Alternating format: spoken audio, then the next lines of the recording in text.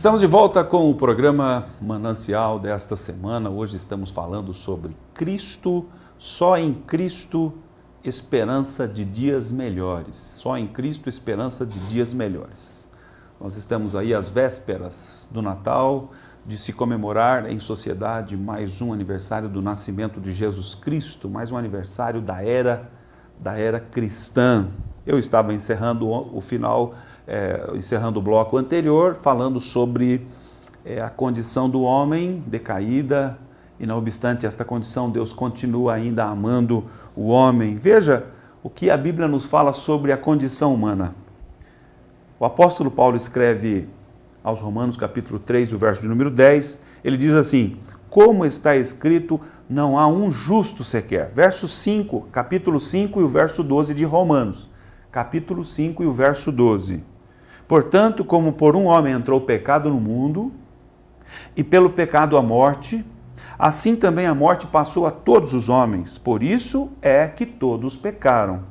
Assim também a morte passou a todos os homens, por isso que todos pecaram. Então, esta é a condição atual da humanidade. Nós todos estamos encerrados debaixo desta condição, desta realidade espiritual, debaixo da realidade espiritual, desta realidade espiritual. E é por isso do nosso tema, só em Cristo, esperança de dias melhores.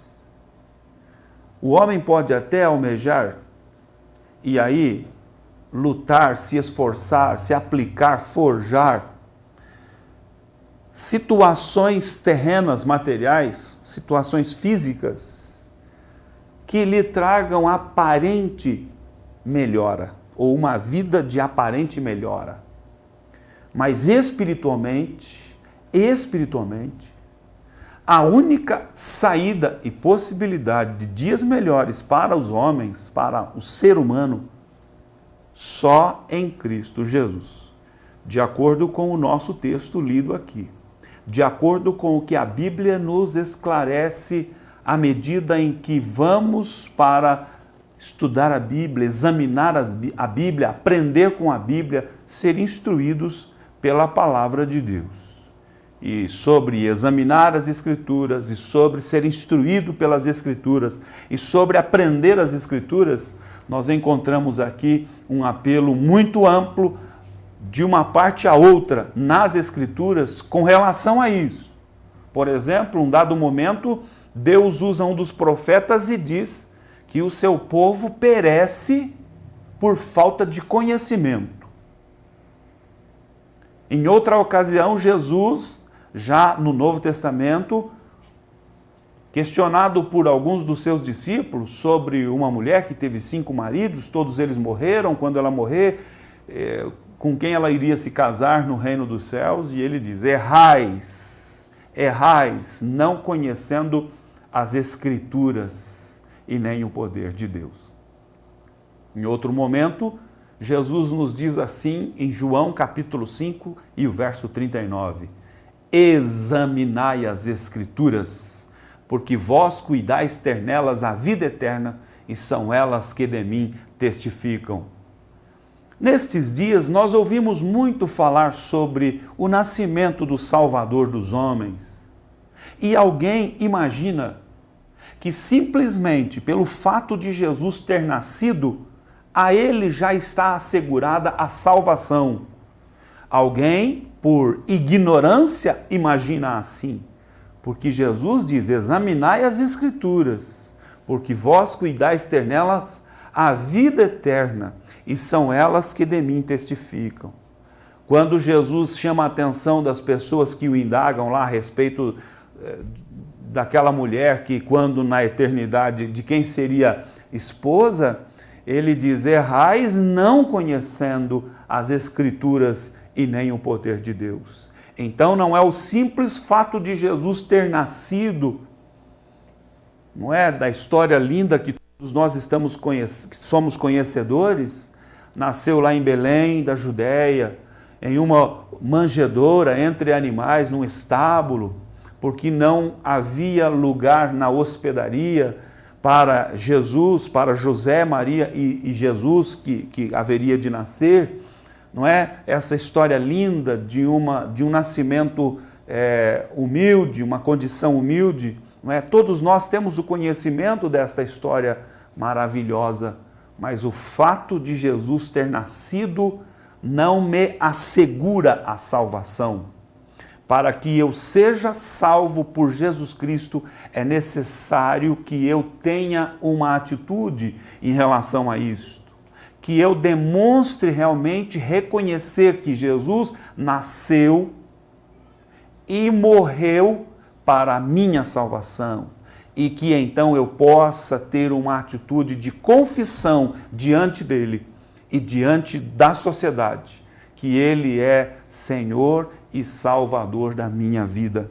Então, a condição do homem, a condição da sociedade humana é uma condição de pecado, como diz aqui Paulo, escritor bíblico, escrevendo à igreja em Roma, aos Romanos, capítulo 5, como por um homem entrou o pecado no mundo, e pelo pecado a morte, assim também a morte passou a todos os homens, por isso é que todos pecaram. Então nós herdamos uma condição de pecaminosidade, herdamos uma condição de queda, herdamos uma condição de distanciamento de Deus.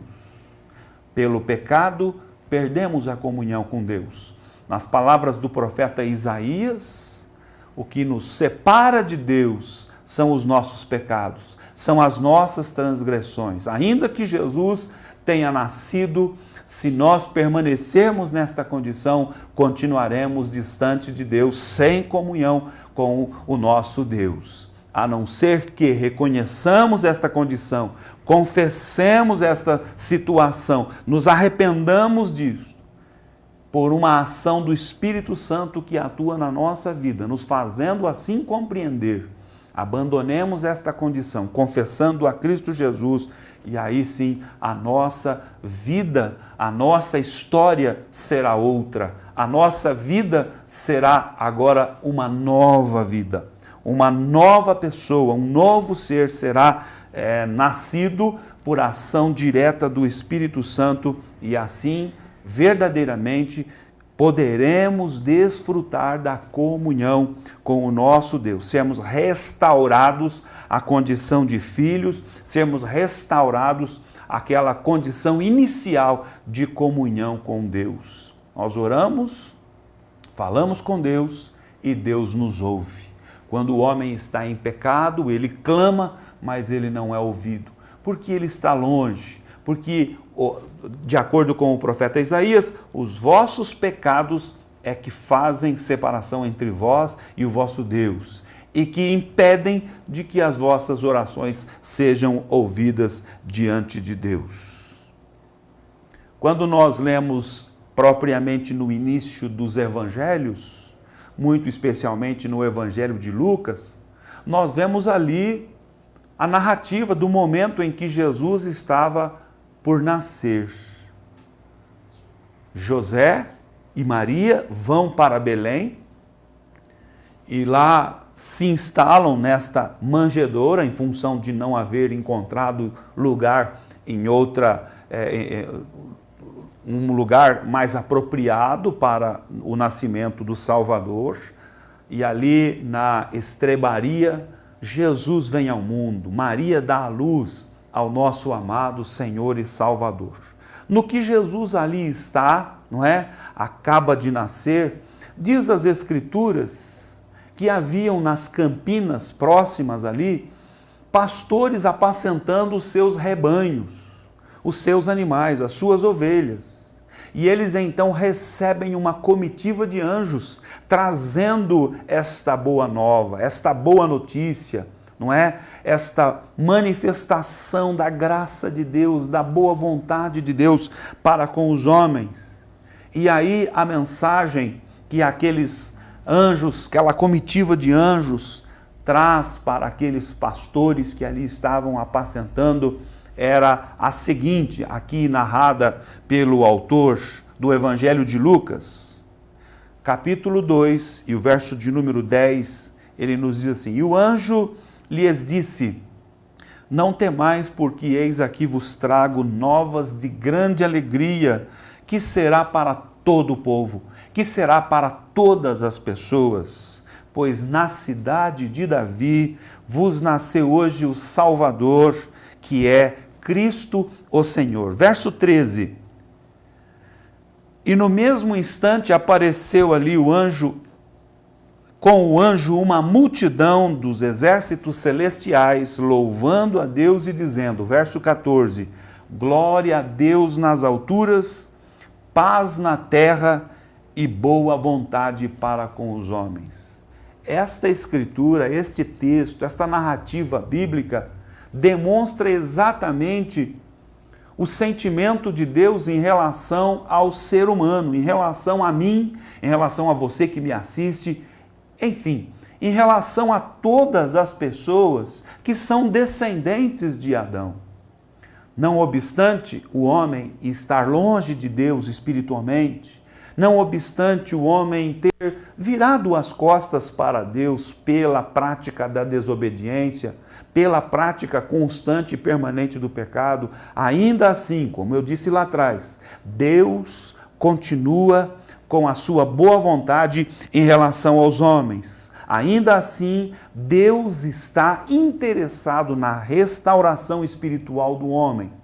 O homem caiu, o homem distanciou-se de Deus, mas Deus então toma a atitude, toma a iniciativa no sentido de levantar o homem na sua presença, no sentido de prover ao homem a possibilidade de viver restaurado e novamente viver reconciliado com Deus, desfrutando assim de uma íntima e profunda comunhão com o seu Senhor, com o seu Criador. Que você possa refletir nestas palavras que aqui estamos hoje, fazendo leitura, no sentido de que possamos de fato estar em Cristo Jesus, abraçados a Ele, porque só em Cristo Jesus temos esperança de dias melhores. Assim vamos para mais um intervalo e na sequência continuaremos com o programa.